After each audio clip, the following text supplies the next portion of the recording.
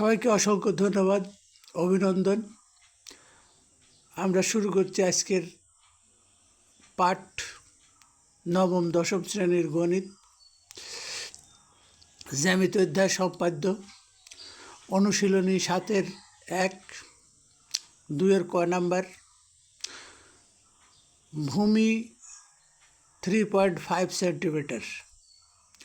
ভূমি সংলগ্ন একটি কোণ দেওয়া আছে 60 ডিগ্রি ও অপর দুই বাহুর সমষ্টি 8 সেন্টিমিটার।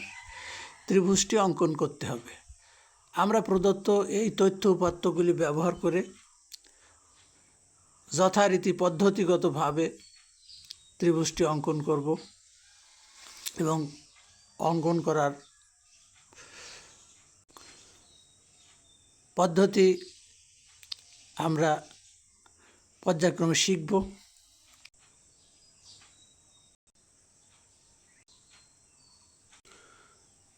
প্রদত্ত উপাত্তগুলি আমরা এঁকে নেব। প্রথমে অঙ্কন করলাম, ভূমি দেওয়া আছে 3.5 সেন্টিমিটার অর্থাৎ 3.5 সেন্টিমিটার, এবং একটি কোণ দেওয়া আছে, ভূমি সংলগ্ন কোণ 60 ডিগ্রি। কোণটাকে আমরা ধরে নেব এক্স এবং ভূমিটাকে ধরে নেব এ, এবং ভূমি ছাড়া অপর দুইটা বাহুর সমষ্টি দেওয়া আছে 8 সেন্টিমিটার। এবার উপাত্তগুলি ব্যবহার করে আমরা ত্রিভুজ অঙ্কন করার জন্য প্রথমে নিতে হবে আমাদের একটা রশ্মি। এই রশ্মিটার নাম দেব বিই। তো রশ্মি থেকে এর সমান করে অর্থাৎ 3.5 সেন্টিমিটার 3.5 সেন্টিমিটারের সমান করে বিসি অংশ কেটে নেই। এবার বি বিন্দুতে এক্স কোণের সমান করে অর্থাৎ 60 ডিগ্রি কোণের সমান করে একটা কোণ অঙ্কন করব। এবার সিবিএফ সমান 60 ডিগ্রি কোণ অঙ্কন করলাম বি বিন্দুতে।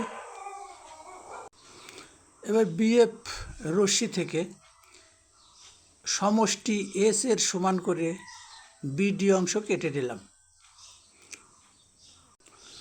এবার ডিসি যোগ করি।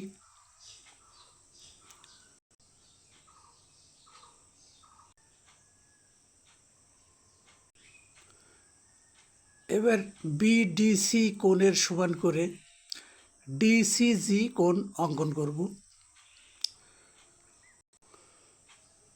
ফলে সিজি রশ্মি বিএফ রশ্মিকে এ বিন্দুতে ছেদ করে। সুতরাং এবিসি এটাই নির্ণেয় ত্রিভুজ বা উদ্দিষ্ট ত্রিভুজ। যেহেতু আমরা বিডি এস এর সমান করে কেটে নিয়েছিলাম অর্থাৎ বিডি সমান এস, তো বিডি আমরা এখন দেখছি দুই অংশে বিভক্ত হয়েছে। একটা হলো বিএ অংশ আর একটা হলো এডি অংশ। এবার এবিসি ত্রিভুজের মধ্যে বিএ অংশ আছে, কিন্তু এডি অংশ ত্রিভুজের বাহিরে চলে গেছে।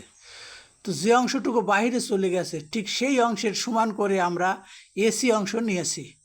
কারণ হচ্ছে ডি বিন্দুর যে কোণ সি বিন্দুতেও সেই পরিমাণ কোণ। তা আমরা জানি যে কোণ যদি সমান হয় তাহলে সেই সমান সমান কোণের বিপরীত বাহুগুলিও সমান হবে, অর্থাৎ এডি সমান এসি। অর্থাৎ এই এডি বিএ প্লাস এসি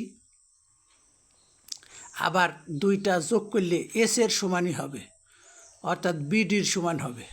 তো সুতরাং আমরা তথ্যপত্র ব্যবহার করে যে ত্রিভুজ অঙ্কন করেছি শেষ পর্যায়ে এবিসি ত্রিভুজ, এই এবিসি ত্রিভুজটাই উদ্দিষ্ট ত্রিভুজ।